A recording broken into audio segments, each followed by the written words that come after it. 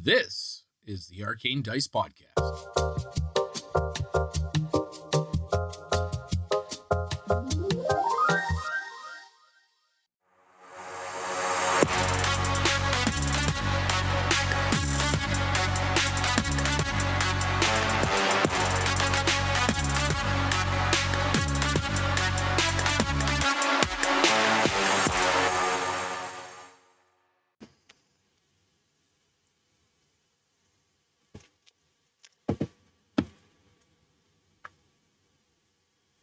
How you doing?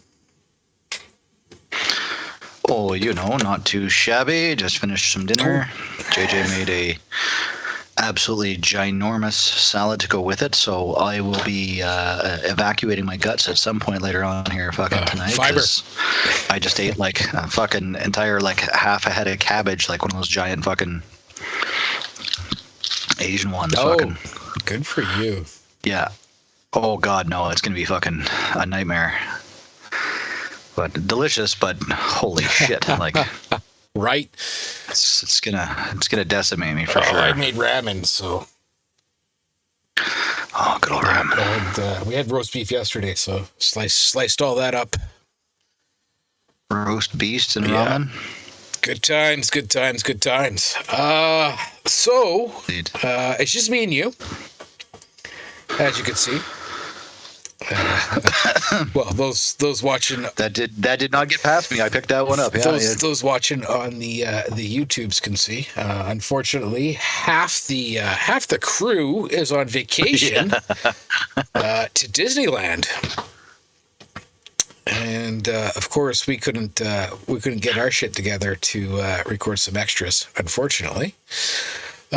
So I figured I would do an Arcane Dice Podcast Presents because we got some new shit going on, which is exciting. And some new shiznat. Which would be Lost Mine of Phandelver. And that's going to be is indeed coming out. I don't know. What do you figure? Twice a month, give or take. I think you're really overestimating that. Yeah, at least once a month. I think we'll be a minute. Once a month. Man, that's going to go forever. Which ties into my next question: just the Lost Mine or the obelisk below as well? So the good news about that is, even with the modifications that I've made, I've been anticipating that just in case everyone decides that they're enjoying what's going on, they enjoy the characters. If it happens and we get to the BBEG through this, we will have the option to carry on, because most of the stuff that I've done will not affect the continuity of the story into that. So I have got it going, and I've got some modifications in the story that will allow us to. It'll give us the option. Well, that's good. That's always good. More is always better. Maybe we can get our shit together and record more than once in a blue moon, depending. Yeah, that'll be per everybody's availability, because we've added the two new people to the cast who will be joining us for that. So we have Vincent, who did the Christmas with us before, so he's joining us, and then we have Morley and Matt's friend. Well, I guess Morley's friend from Japan, Kat, and she's joining us as well. So it's a little bit harder to schedule, especially across 6 players plus me. So hey, I've been scheduling these for quite some time now, and the concept of putting a day aside is just foreign to some people. Well, that's the thing, though. Like if I think the group is now aware that this will be a thing. I will try to schedule these well in advance, so there's no like on Sunday or Friday we're not hitting them up saying, "Hey, are you guys available for Monday?" kind of thing. This will be scheduled out several weeks, if not a month in advance. Just kind of checking out the availability of everybody, so that we have that long-term planning in place, so that there shouldn't be any of these, "Hey, I've got a thing tonight." We specifically went and scheduled on Thursdays for recording because that was the one day when basically nobody had anything going on, and it made it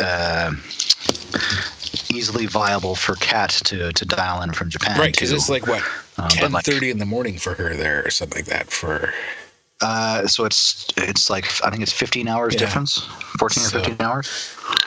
Yeah, our Thursday evening is her Friday morning, and she still won't tell us the fucking lotto numbers. Right? God damn it. That's good. So why? These future people are supposed to help us. Exactly. Why the Lost Mine? I did a lot of reading on a lot of different adventures. I looked at DM's Guild. I looked at what's that called? Their Kobold Press. Kobold Press. Just looking for something that I haven't DM'd since I was like 12 or 13. I think was the last one that I ever did. So while I have most of the knowledge, practice is a different thing. It may be like riding a bike, but I need to get back on the bike. So I didn't want something that was super intense, that needed a lot of in-depth knowledge for other stuff. There's already enough. I don't want to give any spoilers kind of thing, but there's enough little injections that I'm making as well to make the characters a little more part of the realms, so to speak. So it's more they're integrated. The good thing about that is as well, if we go to level 5 and then if we finish there and they want something different, I mean the Black Obelisk or whatever they're calling the expansion onto Phandelver is a significant departure from what the Phandelver adventure was. But if they're looking for something different, then I'll start looking for something else where they can be hired by somebody or moved, because they'll have connected to a couple of significant personalities in the game already. So that should alleviate it. But the Lost Mine of Phandelver it's the original starter set from 5e. I think it was one of the first ventures they ever published. I think it was part of the box set. That came out, and it's one of the few original ones that existed at that time, because most of the other adventures were rehashes from AD&D and 3 and things like that, right? So they rebuilt them so that they would work with 5. Keep on the Borderlands or. Yeah, exactly. So this way we have a quick injection. We can see how everybody plays together, kind of thing, and if they're enjoying it, then we can extend or expand further, kind of thing, based on that. Plus, you have made some mentions about while you are a willing DM, you're kind of an unwilling DM. You kind of got thrust into it when, unfortunately, Glenn was unable to continue carrying on with us afterwards. So you kind of got thrust into the spotlight without any warning or ability to fucking counter. That is true. I mean, as much as I bitch about it, the view from the lofty ivory throne is very nice. So, I mean, I will throw your little donut ring on it when you want to sit, and don't leave any fucking stains behind. Enjoy the. I can't make any promises. Enjoy the throw. Well, not if you're eating cabbage. Come on, man. Oh yeah, that's. You hear farts later. They might be sharts. Right? You're not wrong. I may just abuse me. But yeah, so it gives us that opportunity. So that's one of the reasons why I picked Lost Mines. Plus, I was not sure about the legality of using some of the Kobold Press DM Guild adventures as well. I'm not sure. I think most of them, because you bought them, and they're basically they follow under the same Creative terms or guidance as everything else. Yeah, exactly. Creative license kind of protects you, but I don't want to step any toes. Want to do a little bit more research, and possibly if I find a good adventure on there that I really like, I will reach out to the creators and just ask, hey, do you mind if we do this as a podcast online kind of thing? I don't want to step on any toes. So get that actual permission. So what you're saying, there might be more from the creator.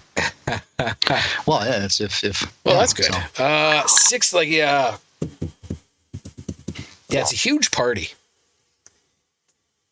Yeah, but it's because they're starting low level, it's not too bad. You don't have a lot of the abilities. They don't have a lot of the high end skills. There's nothing super crazy in the adventure for monsters, right? We're not getting anything crazy for a lot of it. I may, like I said, there's some injections for outside of that I've modified the adventure to some degree, because there's a lot of really good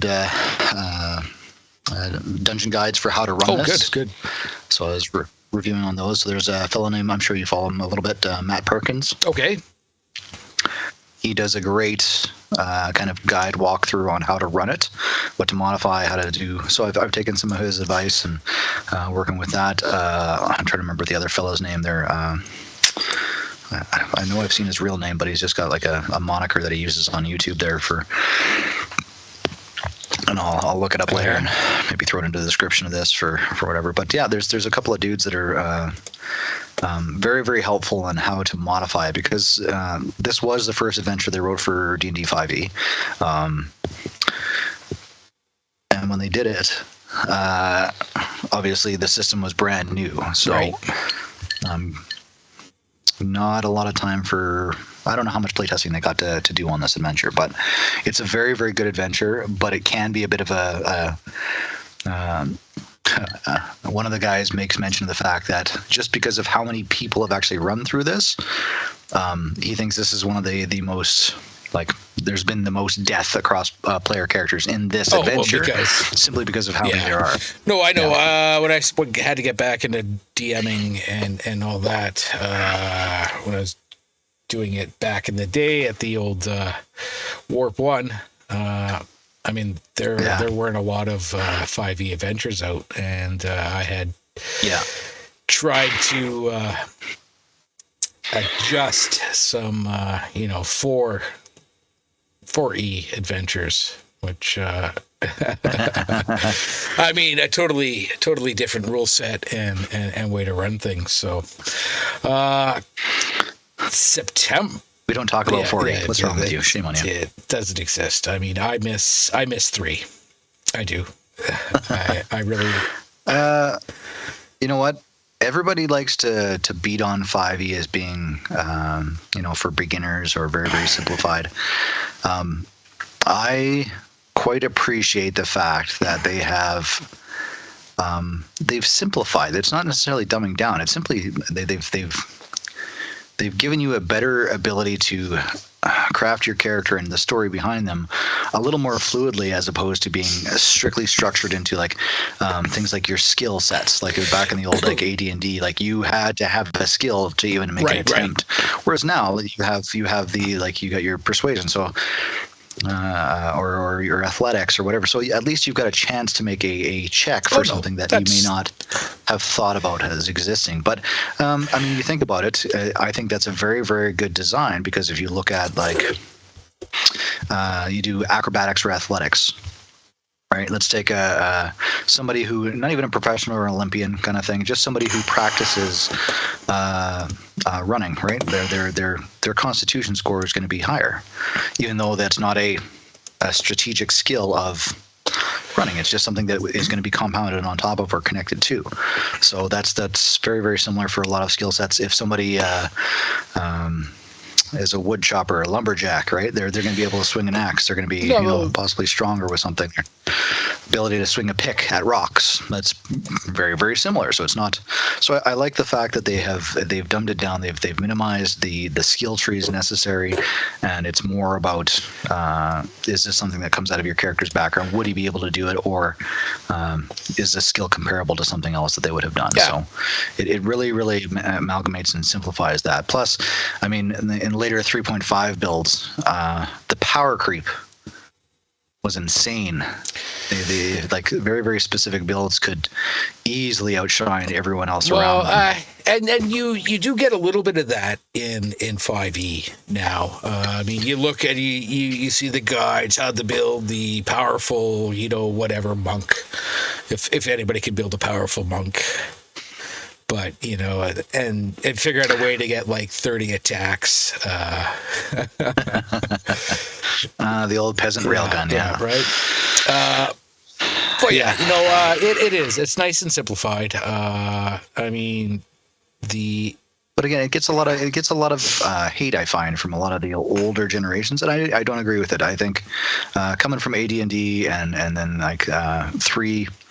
I did a little bit of touching on, and then I read a lot about 3.5. Like I didn't get to play much because I couldn't find players or people who were into D&D where I was currently located. So in the country, yeah, no, I was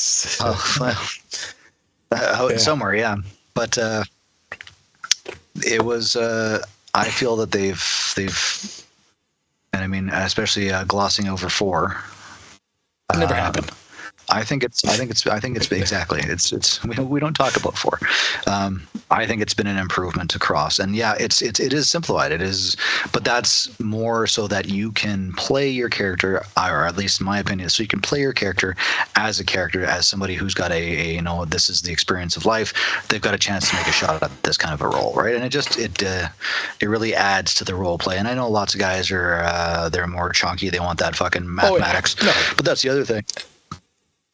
You start getting into that, like especially 2 and then 3.5, like the mathematics. I mean, it's not back to 1 in AD&D, but it was still, there was a lot, so many different things added, and I mean, we don't have to worry about THACO. Like that was THACO was horrible. That was a little bit painful. I know that, and I agree. Like it does make it a faster game.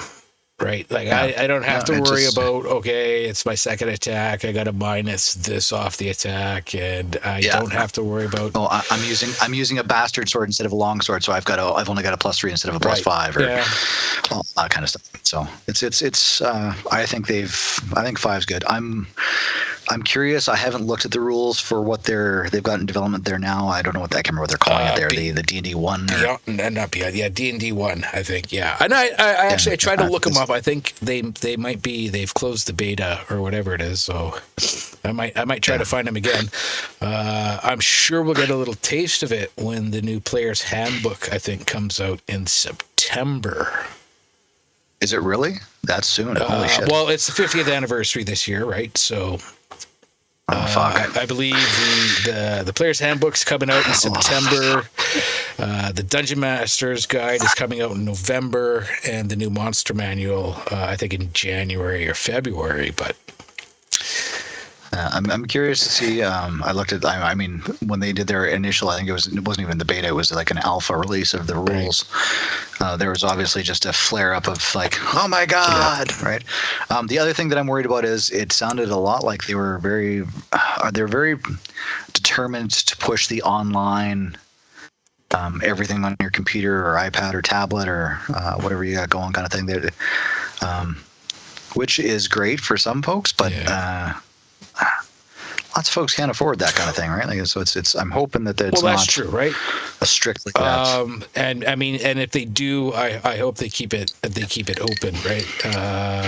The one thing I don't like about all these VTTs and the D&D Beyond and all this is, you're buying the same shit over and over and over again.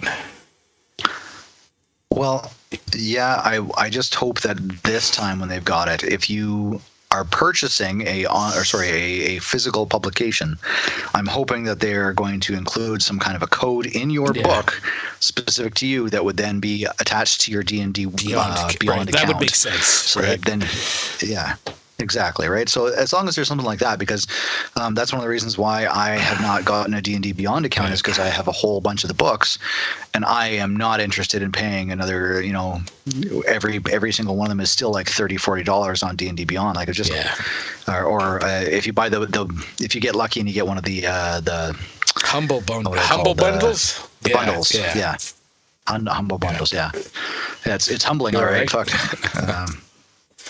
So I'm hoping that they've got some plan in place for that, so that the players are not having to purchase things, duplicates, triplicates, all that sort of stuff. Plus, I know that one of the good things for D&D Beyond, if everybody is online and they've got computers or tablets or whatever they're using, if you're the DM and you buy the subscription, then you can share all of that with the players. I know you can in Beyond. So that's that's not terrible.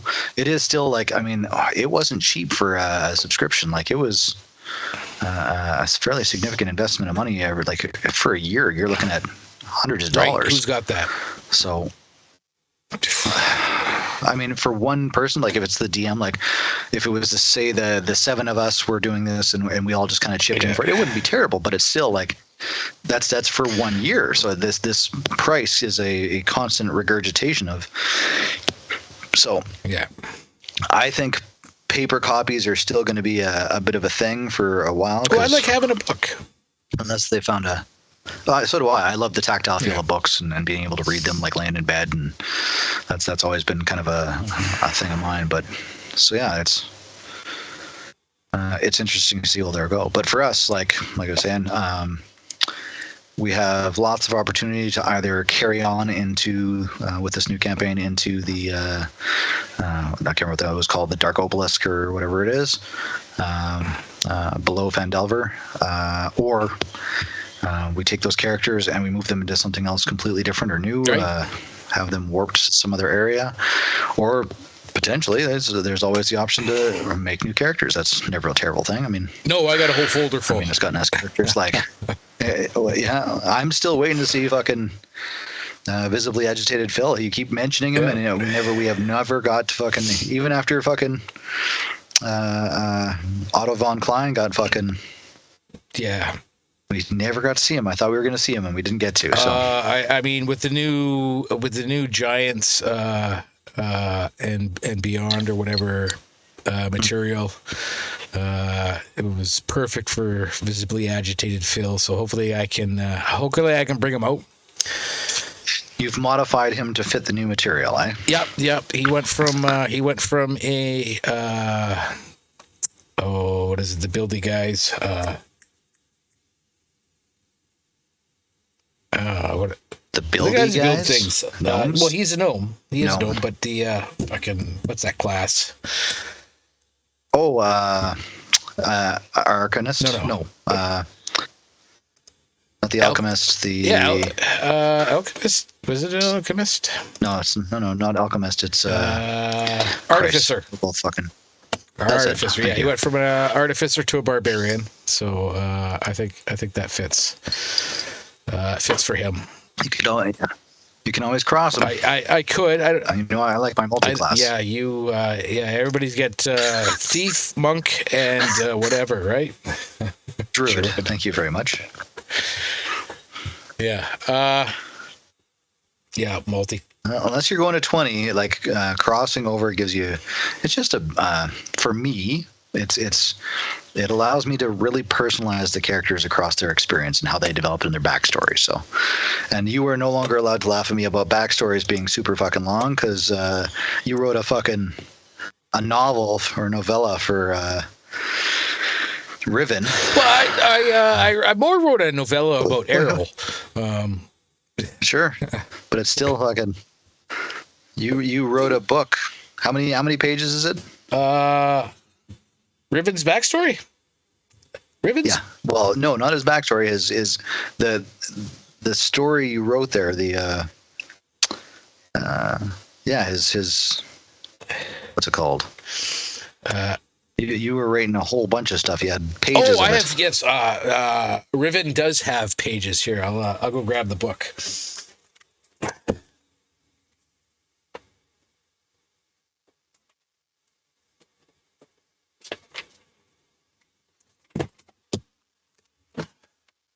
Everybody get a sneak peek of Ribbon's pages here, but it's not all backstory.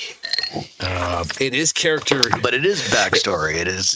And that's character development. That's backstory. That's absolutely. That's the same no, thing. this is all future story stuff that I have written in here. Still, again, you're not allowed to bug me because I wrote. But I don't know how many pages for this will come show, out, right? Like there's okay, so starts off with Alan. That I have Alan there. The name of his swords. Who names their swords? Honestly. Then we've got some. I bet you can't see that too well, but some attack names. Attack names. Yes. Things he will cry out when he attacks with his sword. The big old wall of text he's going to say when he lays on hands. So he's a paladin, right? Giving away your character class. There you go. Some things he may say to other characters. Okay. So he has a page of made up backstories if people ask him. That's right. That's right. I forgot about that. There was a page so I could read off his description. Page on some of the guys in the party. And then more things he may say if a topic comes up. So, I mean, future story, not backstory. Whatever floats your boat. Yeah, that's.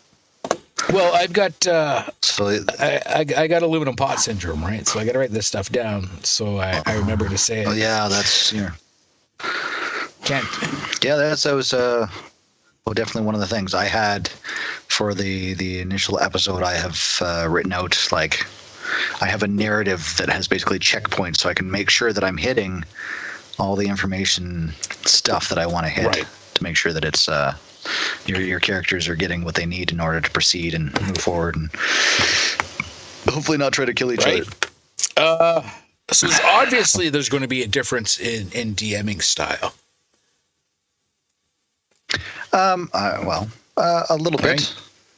I wouldn't necessarily say it's going to be massive. Well, I mean, watching you and Glenn work, it's you're both very good. You obviously have unique strengths and weaknesses that you both kind of capitalize on, but you're both good examples for how to roll the game. So it makes it easier for me having obviously played under you guys for a while. So, but you've read most of the whatever that drow guy's name. The history. Well, yeah, sure, Drit Stewart. That drow guy. Yeah. The only drow in the realm, so he's the only guy now. He is a significant part of it for sure. There's a lot of, but there's a lot of other I can't even. I've got Tupperware, like giant Tupperware containers full of books from the original TSR, so the Forgotten Realms, Legends of Crane, Blackhawk, or not Blackhawk, Greyhawk, and then Arthas, the Dark Sun. That's a unique world that I would love to visit at some point, but I don't think they're making any material for it. I want to say they're bringing some Dark Sun stuff back. I hope so, because it is a very, very unique. The only problem is that it is a much, much darker style world, and I'm not sure if some of the population may not appreciate the there's a lot of things like there's cannibalism and slavery. Well, to a very, very significant level. So that tends to push out some of the people who are not a fan of that sort of thing, which is absolutely fair. Yeah. That's if it's not your cup of tea, then it's not your cup of tea. But the storylines, the development, and the background for Dark Sun is absolutely fantastic. I mean, Greyhawk is the same. We just lost the. There was a Legends of Kryn movie that was supposed to be made by Joe Manganiello. Oh, was there? I think is how you pronounce his name. They had everything on. They even had some of the original writers. So Margaret Weiss and Tracy Hickman, who are some of the original authors for Dragonlance and the Dragonlance sagas, were on board as producers, or writers to some degree. And they've both put up messages that apparently Wizards of the Coast has decided to pull the pin on that. So it's not moving forward right now. Oh, that's too bad. I would have enjoyed that. I'm hoping that it's unfortunate with the timing of the release of the Dungeons and Dragons movie. I think it was a very good movie. I quite enjoyed it. Definitely unique and quirky and fun. But because of the dick stepping that Wizards of the Coast had done just before that, a lot of people kind of boycotted it, and unfortunately that's hurting us as a community more than it's hurting them, kind of thing, because now we may not get a sequel, although Chris Pine is apparently still pushing for and seems to be pretty enthused by. So I mean, when you get a big name like that, if he's willing to push into it, then we might still get it, and I'm hoping we do, because it was I quite enjoyed the way they tied in a lot of the elements, and obviously they played with the rules a little bit that kind of got some of the communities up in arms about, a druid can't be a owlbear. Yeah. That pissed a lot of people guys, off. It's magic. That pissed a lot of people off. Yeah, but again, off. it's magic. Like, it's you're literally full of it. Like, I don't think a druid being shifted into an owlbear is the sticking point you should be focused on. That's good you just said that with the upcoming battle that you guys have in the dungeon crawl. Well, don't get me started. We were, like I said, I was trying to corral them, and if we could have got to that tree, I think we would have been okay. Things would have been a lot different if you had made it to the tree. I'm not gonna lie.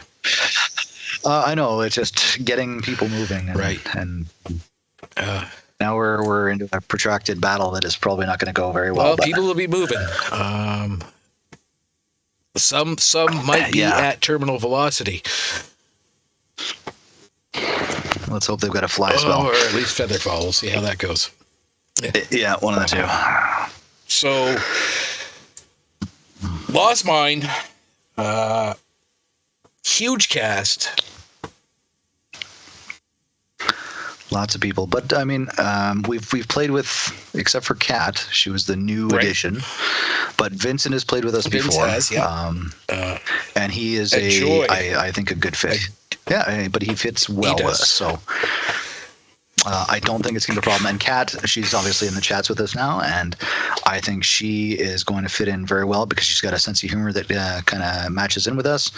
She's in and around the same age group as most of us older folk in the cast, except for obviously Vincent and Chase, who are way younger, a significant age difference younger. Yeah. So I think it's going to be a good setup. I think everybody's going to work together well. I've enlisted Kat as kind of a primary personality at the start in order to help feed the storyline and get the other cast members or characters in to the mix. So it's her backstory fits well with that, and that's one of the reasons why I wanted a bit of time with each of the character sheets, so I could look at how I can modify the story, because I've done that for every single character. Depending on the choices and locations you go to, has the potential for unique items to happen or story progression items to happen based on those characters. That's fair. I mean, we started the chat, I believe, 9 months ago. July, I think it was June. I think it was end of July. June. Was it end of June? Oh, Jesus Christ. Yeah. Yeah. So, and I mean, everybody had gotten me something before December except for Matt. So I was able to do most of that. I was hoping Matt would be able to get me something before I was hoping for a couple of weeks at least, so I could look at the character and kind of spool them in. Unfortunately, he couldn't, so he's not going to be with us for the first episode, or his character won't be. He said he's going to join us. Yeah. So, but you got to find a way to shoehorn him in now. Yeah, his is going to be a little bit harder, especially trying to find those unique moments to have stuff regarding his specific character and storyline. So now I've got to figure out ways because it's already into the mix now. So it's not too bad. I've already got an idea.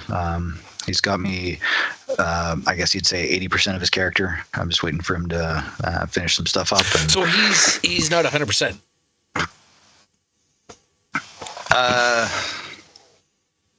Yeah. Okay.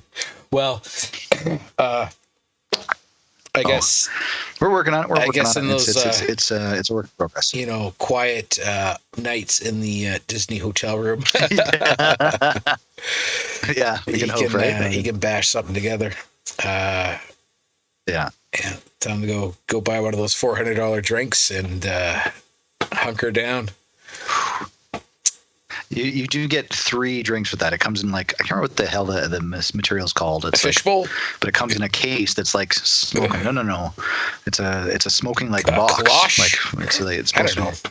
I have no idea. Okay, but they pull it open and there's 3 drinks that are they're lit up and glowing and sparkling and yada yada yada, and they pull them out and they're all there's different. I think one's a bourbon, one's a gin, and one's a whiskey or something like that. So seems like a weird combination.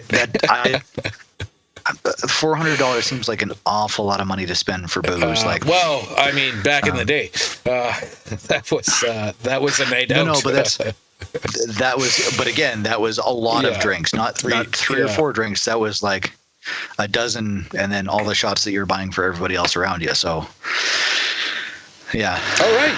Not so. Yeah. So we'll keep it short because you figured it was a night off. And I dragged you in here for this little whatever. At least we're getting something out. Hopefully, we will see you on the Ivory Throne this Thursday. Oh, it's Ivory now. See, that one can really leave stains on it. I wouldn't recommend it. I'm gonna wear my brown pants. There you go. Yeah. Starting off with the Lost Mine of Phandelver, with Morley, myself, Matt, Chase, Vincent, and Kat. A huge cast, huge party, a lot of spinning plates. I wish you the best.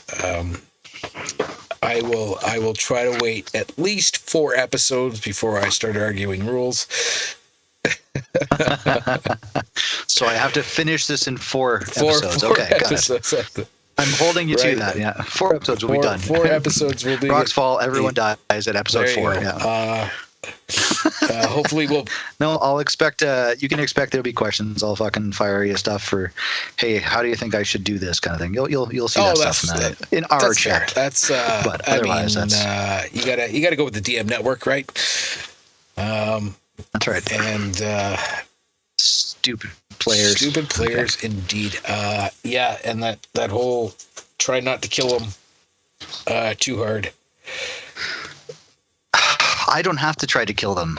You've got Morley and you guys try to kill yourselves more than anybody else. It's almost a fight to keep you alive. Well, I mean, I got a whole folder full of characters I gotta get out there. Sure, but usually when you go, how many other people go with you? So, right. And this is why I had everybody make 2 characters. I mean, there's Ammius. Yeah, I'm actually kind of looking forward to seeing how you play Ammius, because that would be a unique. Right. There's Shining Dawn. I haven't seen that one. You have not seen Shining Dawn. I mean, and then Visibly Agitated. Haven't put him up yet, so it's. See.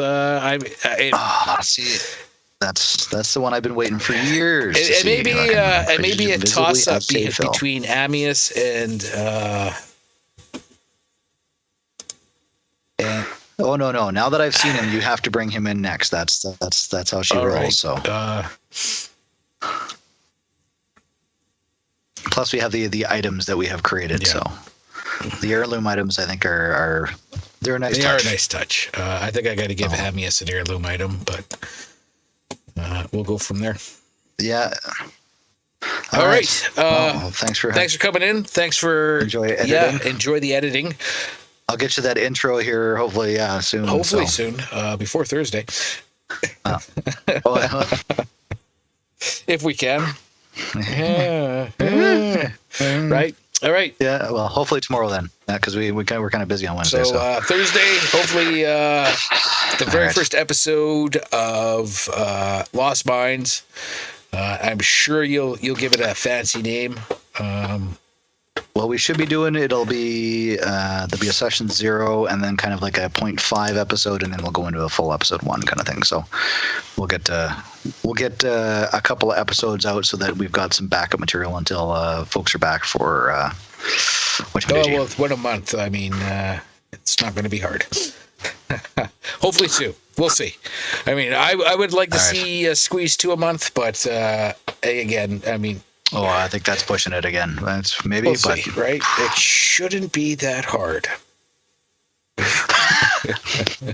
Said every DM. I love that optimism. Keep that. I'm going to keep that optimism. It's amazing you still have that. I mean, that's after right. all these years of running this, yeah. All right, you have a good night, and all right. Everybody will see you Thursday behind the screen, running the show. See you on the other side. All right, good luck. Thanks.